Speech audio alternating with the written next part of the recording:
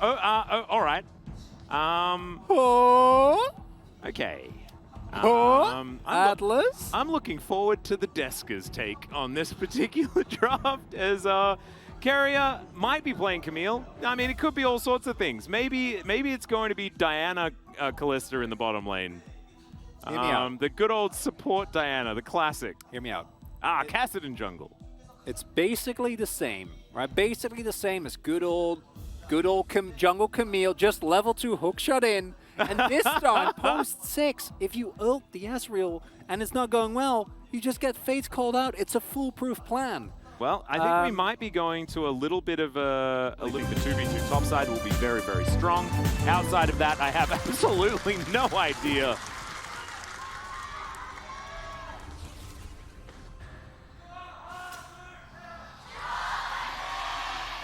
Wow.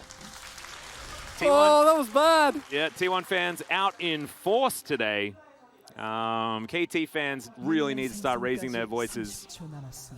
But it is very, very difficult when the majority of LoL Park is T1 fandom. So it is Aftershock. Oh, so he's gone Aftershock this time. Okay. A little bit less aggressive. Well, into Ezreal and Kancha, the comment value is definitely minimal. And just tactically sweep your way through the lane. Sounds great. Does it? No. No. But I mean, he's already elected to play support Camille. Yeah. So, you know. Yeah, but he's got Callista. Callista's the one that doesn't farm, right? Yeah. Yeah. This is so you can still get money. Support Callista, obviously. Yeah. Yeah, that's how it goes. That is how it goes. Oh no, that's Senna. Senna was banned. So looking at the runes here, I think Shield Bash makes a lot of sense. It's interesting to see him go for Revitalize. He's playing into Ezreal, so there will be some amount of poke, but definitely a very aggressive rune set with Shield Bash. Are always going to be looking to trade aggressively as well, and they went for Cleanse and Ignite versus Exhaust and Teleport. So T1's definitely going to try and make action happen on the bot side, or at the very least continue to generate priority, especially post first back once a couple of levels do come in. And it's up to Life and Aiming to not be in too much trouble. But with the Diana, it's not like we're expecting any early action towards the bot side. Owner also pathing away, so expect the very early game, as kind of a tradition, to just kind of pass by us. Yeah, excited as Arya, completely out of mana. Faker coming forward, but can't really offer too much. But Owner is still going to move in for this one. They might be able to get themselves a flash as Arya, oh dear. The E did not really work. He's going to have to flash. Does get out of the way. But Faker does flash as well, even though he will be level 6 soon, so it doesn't really matter. Yeah, he is KASSADIN. In his case, the flash is going to be much less of a problem. Arya being forced to utilize his flash there is really, really unfortunate. In addition, I think Cuz was spotted there as well, so that means that Zeus can continue pushing imperviously, not bothered by anything in particular. And the T1 comp in terms of scaling is a really tough one to talk about. Yeah. Because there is KASSADIN and they anime a cartoon? It depends on who you ask, I think. Are we in dangerous territory? I don't want to get into that discussion. But no, I've never heard of it. Is it good? Yeah, no, I really liked it. I mean, I watched it as a kid, so it may not have stood the test of time, but I very much enjoyed it. Yeah. I remember there was a Liga, and it was great. As Cuz going to come up here towards the top side. Zeus takes a little bit of damage, but I believe he still has Crush and now has Hop, and so he'll be A-OK. Cuz still here. Cyclone's going to be used. Rascal does have access to the ultimate, but Zeus will move out. No flashes utilized. However, Cuz does expend his ultimate. You didn't. You didn't have to walk in there. Zeus. That was definitely unnecessary. I think a little bit, as there's a flash, and Hextech Ultimatum comes down, aiming. Now just going to walk to the back of it. Thankfully for him, there was a turret, and so a bit of a trade, but that's it's an aggressive flash from Carrier. Life still has both thumbs, and Devour is about to come up, and aiming still has flash. Yeah, it wasn't a great move, was it? I don't think it was, Atlas. Did that shine through? Oh, dear. I didn't mean to. This is a lot of fun. I love this comp from T1. Kerry is just going to get out of here, able to hookshot over that wall. Hey. And a source of advantage here for KT, theoretically, is Ona does have his ulti available. He's just going to steal away the red and wander away slowly. That's the strategy. Arya thinking about coming through from an Emperor's Divide as there is the Cyclone. Ona is real dead. That's first blood. Going to the Azir. T1, no response to that one. I'm still confused. We're just walking into their jungle in full vision. Yeah. And then we take the... Okay. Let's look at the good side of this. I like that he walked up and just smote the red and then wandered away. Yeah. So Herald's going to come down. And this is not a trade that is without a cost because Zeus is able to play the top side. So the trade not as lopsided, obviously, with I think that yeah, there's still a third plate. Yeah, there's still a third plate. So maybe I don't think Faker's going to be able to defend that one. But T1 still gets an okay trade, but it was a caster minion. Well, Faker could be in trouble as there's the Emperor's Divide. His ulti was on cooldown and Arya just picks up the kill. Second one going over to KT without a response from T1 just yet. And this is not the match that I think a lot of people were expecting coming in to tonight. And maybe the Camille is gonna bring solace as the fights break out. But T1 look a little bit scatterbrained on the map right now. And that is going to be another objective going over here to KT. Pick him up for free. Arya's getting fed. And this is a composition of T1 that I think in terms of 1-3-1 does have a lot of staying power throughout the entirety of the game. And KT's engage is reliant on exclusive Rascal, but they do have plenty of range outside of that. It's not like they need to engage to actually get anything done. Now I feel. What do you mean? I'm actually being. Abyssal Dive is a fantastic engage tool. It's all right. I wouldn't call it fantastic. Oh, there's the ulti out from Rascal. He has ignited as well. Zeus could be in trouble, but what? Nope, just popped. I wasn't expecting the Bristle to just be expunged like that. Interesting. Okay, well, Zeus getting a solo kill against the solo killer. So good, man. What? Where did the piggy go? I don't think Rascal saw that one come. I definitely didn't. Triforce just finished, so Zeus on that third hit of the Hyper. Antari and Khan both in the audience today as well. Aww. Yeah, very, very cute. Bit of an applause. And Antara is joining the army tomorrow, much like what we heard from Kuro a bit earlier in the week. Antara is also making his way over there as Carrier, looking for a bit of an engage here. Gets Fates called back. The Cyclone's in from Cuz, but still trying to get more. Ona going to get knocked up before too much, but that is a fantastic Emperor's Divide. The Nara into the wall, though, to answer. Zeus gets right in the thick of things. Ona's going to go down, though, as Zeus going to get stunned up. Can Guma pull out all of these spears, though? Is the question. The answer is absolutely yes. Cuz trying to find more, but now it's Arya. It's aiming, and KT wiped the floor with them. It's a clean ace! Anyone just got clean aced! Why didn't anyone from KT die? What? This game makes no sense, Chronicler! Well, I think KT's making a lot of sense. They're playing great.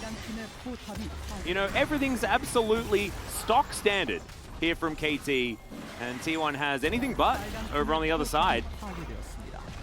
I kind of like how some of the theories work out, right? And they certainly, like, they still have KASSADIN, right? There is a chance that Faker could stack up a Rift Walk and Ona throws down an ulti and then everyone dies, right? Like, that could still be a thing. But it will take some time. Yeah, and then I look at the enemy team and I see all the Merc threats, I see Hex Drinkers. There's a lot of masks as well from this Pigeon. Yeah, but, well, not only is Arya fed, but in terms of itemization for KT, if you itemize a Mark, how are you going to lose late game? Well, you don't. Because then it's just Zeus and Guma and like late game Kalista damage until you get to like the 6th item point. I don't think Guma's going to have enough to actually. Like you're playing better. And even though Faker doesn't die here, it's still it's just a very safe Azir up there towards the top side, able to continue shoving. Zeus can do the same thing here towards the bottom side, and he can basically ignore Rascal, as Kerry is going to come on through. There is a ward that spots out Owner on his way down, so Rascal likely just to get out. Does have Arctic Assault, so he'll be fine. No Zoid going to be taken down this time around. However, T1 will be able to secure themselves this outer turret in trade for the top variety. So, just a bit of a trade. And T1 probably very happy with that particular state of affairs, because when you're behind, trading evenly feels real good. As Faker is going to face check, just able to rift walk his way out. And of course, he's Kassadin at level 12, so he'll be absolutely fine. 4 more levels. Last condition is Arya and a Oh, dying. he saw the angle! In he goes! All right, Emperor's Divide goes entirely wide. And Kerry is going to flash the Glacial Prison, but we're not going to give Rascal too much flack for that one, because that would have hit if the flash hadn't have been utilized. She could really get too much done unless T1 can really layer all of their options as well as possible. As Zeus just fighting against aiming here. Arya ignores him, puts up the Sun Disc. True Shot Barrage travels towards the Baron. And KT will just take the turret and move on away. I don't know if that our True Shot Barrage from Eamon was to try and stop a back, possibly on the top half of the map, or if he was just checking, like, this is T1 we're talking about. I need vision on Baron every 20 seconds. I don't want to give them any opportunity. I've seen what they do. Case in point. Yep, there we go. There's too much power. Too much power in the commentators today.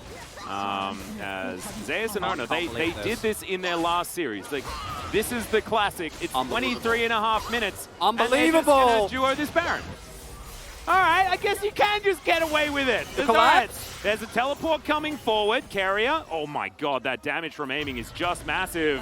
And now, the Fate's Call that comes through. Gumayusi knows that he's dead, but 1 for a Baron? We take those. Probably take those, right? Do we take those? I can't believe they keep getting away with this!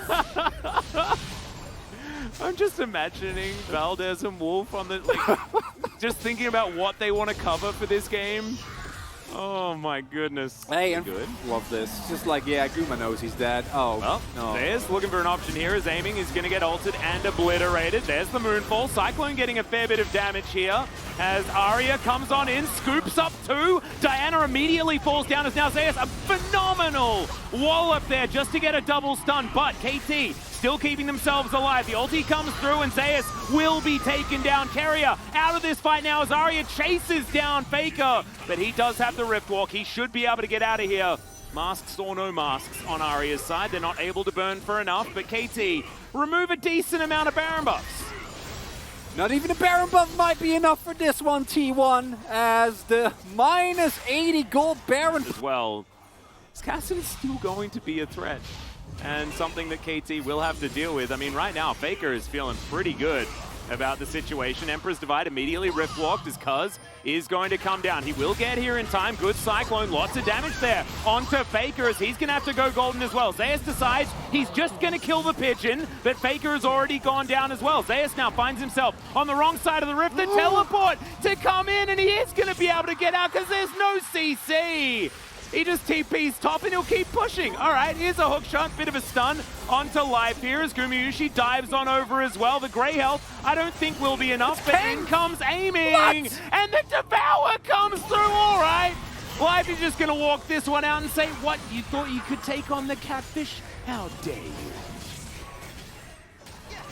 This game is melting my brain, Atlas. I don't have any brain. Enemy territory. Why is Guma...